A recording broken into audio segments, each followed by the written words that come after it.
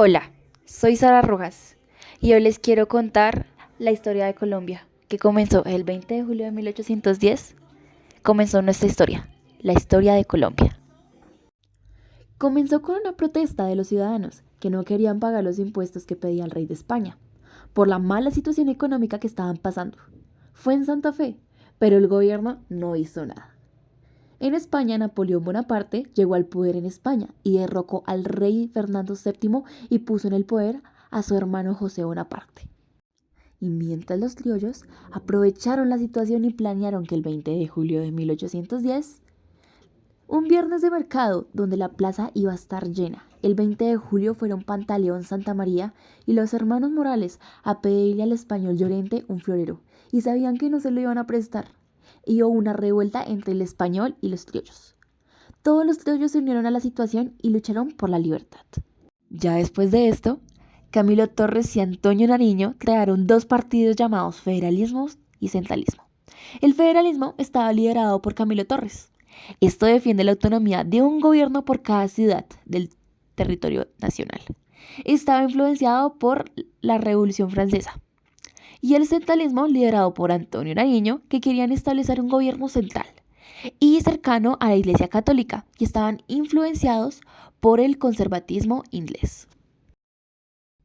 Ya después de 6 años se acaba el periodo de la Patria Boba, que es desde 1810 hasta 1816. En 1816 comenzó nuestro descenso, porque fue la reconquista española. Los españoles enviaron a Pablo Morillo, o también llamado el Pacificador, y los españoles lograron reconquistarnos. Pero en 1819 hubieron dos batallas importantes para nuestra independencia total, que fue el Pantano de Vargas del 25 de julio de 1819 y la batalla de Boyacá, que fue el 7 de agosto de 1819. De estos sucesos, Simón Bolívar creó la Gran Colombia, que está conformada por Venezuela, Ecuador, Panamá y nosotros, que en ese tiempo nos llamábamos la Nueva Granada. Pero esto acaba en el año 1830 con la muerte de Simón Bolívar. Él murió por causas de una enfermedad llamada tuberculosis y murió en Santa Marta. Debido a esto, en 1848 se creó un partido político llamado Liberal, creado por Ezequiel Rojas y José Hilario López, con la publicación La razón de mi voto, y se basan de las ideas de Francisco Paula Santander y del federalismo. Sus ideales eran la libertad de pensamiento, libertad de culto, libertad de expresión, derechos individuales, separación de la Iglesia y el Estado, abolición de la pena de muerte, imparcialidad entre la ley y la justicia y la educación laica. Un año después, se crea el Partido Conservador por Mariano Espina Rodríguez y José Eusebio Caro, con la creación de la redacción política, basados en la ideología de Simón Bolívar y el centralismo. Sus ideales eran el fortalecimiento de vínculo entre la Iglesia y el Estado, conservación de las tradiciones coloniales, gobierno autoritario, educación orientada por la Iglesia, creación de los impuestos a las importaciones y exportaciones. A raíz de la rivalidad de estos dos partidos políticos, sus conflictos y diferencias desencadenaron más de 70 guerras en nuestro país.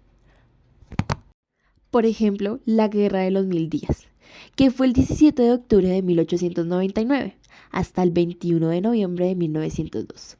Mató entre 60.000 y 120.000 colombianos, que más o menos fueron el 2,5% de la población de ese momento.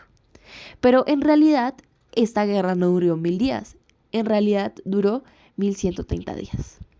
Y una consecuencia que fue fatal para nosotros fue la separación de Panamá, que fue el 3 de noviembre de 1903. Hubieron grandes cambios y avances en la segunda mitad del siglo XX en Colombia.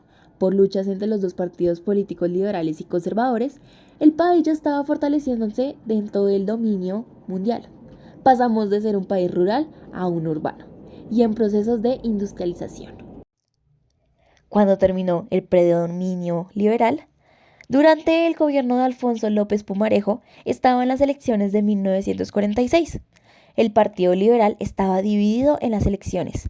La mayoría de los liberales apoyaban a Jorge Eliezer Gaitán y la minoría por Javier Turbay. Por el contrario, el Partido Conservador solo tenía un candidato, a Mariano Espina Pérez, quien tenía una mayor ventaja y resultó elegido presidente para el periodo de 1946 hasta 1950. Mariano Ospina propuso una unidad nacional con la que quería dar participación al Partido Liberal y al Partido Conservador por igual, para así acabar con la violencia, pero los enfrentamientos continuaron.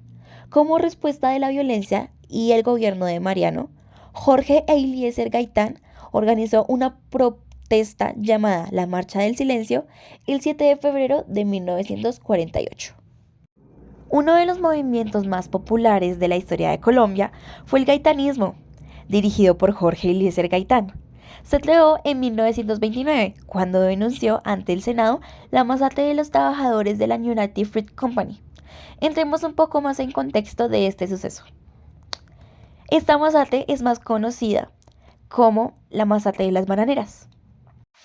Fue en 1928, en la noche del 5 al 6 de diciembre. Es una noche muy trágica para nuestra historia como colombianos. Bajo condiciones laborales injustas, los trabajadores colombianos de la empresa United Fruit Company se habían encontrado para mirar los términos laborales que impedían que fueran contratados directamente por los norteamericanos. Desde el 12 de noviembre, en Ciénaga, los huelguistas estaban manifestando y quedaron esperando casi un mes completo hasta los primeros días de diciembre. Y en la noche del 5 de diciembre, el gobernador de Magdalena dio una orden de dispersar las huelgas. Después dieron la orden de que los soldados con metralletas dispararan a los protestantes, dejando muchos muertos y muchos heridos, y al día de hoy no se sabe cuántos muertos totales hubieron. En 1932, Gaitán fundó la UNIR, Unión Nacional Izquierda Revolucionaria, un movimiento político que estaba enfocado a forzar que introdujeran en la Constitución de 1886 que favorecieran a la población más necesitada. Una de sus propuestas fueron que el Estado proteja a la población más necesitada, conformar cooperativas de campesinos propietarios de terrenos pequeños, dar protección social a los trabajadores, dar educación gratuita a toda la población. Pero el 9 de abril de 1948, mientras Jorge Eliezer Gaitán adelantaba su campaña para la presidencia en las elecciones de 1950, a Gaitán lo mataron en la avenida Jiménez, en Bogotá, y con esto se inició el periodo de la historia colombiana llamada como la violencia. Ya sé cuando se conoció la noticia de la muerte de Gaitán, las clases populares de Colombia reaccionaron en contra de los conservadores del gobierno, a quienes acusaban a la muerte de su líder. Hubo saqueos, incendios y cerca de 3.000 personas fallecidas. A este estallido se le conoce como el Bogotazo. La violencia entre los dos partidos fácilmente se extendió por la mayoría de las regiones del país, cayendo en error de organizar los grupos armados. Los liberales formaron grupos guerrilleros en los departamentos de Tolima, Meta y Cundinamarca, y los conservadores organizaron grupos armados como los chulavitas, los pájaros y los aplanchadores. En pleno furor de la violencia entre conservadores y liberales, después de la muerte de Gaitán se convocaron elecciones para elegir sucesor de Mariano Ospina Pérez. En estas elecciones, el candidato liberal Darío Chandía se retiró, argumentando que no tenía garantías de vivir. Por esta razón, el candidato Laureano Gómez se presentó en las elecciones y fue elegido como presidente para el periodo de 1950 a 1954. Él propuso medidas que fueron rechazadas por parte de los liberales y un gran grupo de conservadores, y como consecuencia, la violencia se hizo más fuerte, debilitando el gobierno de Gómez. Esto hizo que los liberales, apoyados por las Fuerzas Armadas y algunos conservadores, dieran un golpe militar, el 13 de junio de 1953, que puso en el poder al general Gustavo Rojas Pinilla, y así asumió la presidencia. La dictadura de Pinilla fue bien recibida por los colombianos, esperanzados de que podría acabar la violencia en Colombia. En 1954, la Asamblea Nacional religió a Rojas Pinilla como presidente en el periodo de 1954 a 1958. Pinilla creó la ley de la amnistía o de perdón, que buscaba que los guerrilleros e integrantes de diferentes grupos armados entregaran sus armas a cambio del perdón por sus delitos, protección de sus vidas y se puedan reintegrar a la vida civil. Esto logró que algunas guerrillas se desmovilizaran. Uno de sus logros en su presidencia fue la construcción del aeropuerto del Dorado, la construcción del hospital militar, la construcción del Centro Administrativo Nacional, CAN, en Bogotá, Se inauguró la televisión nacional, se consiguió el voto de la mujer en 1957 y se creó la Universidad Pedagógica y Tecnológica de Colombia.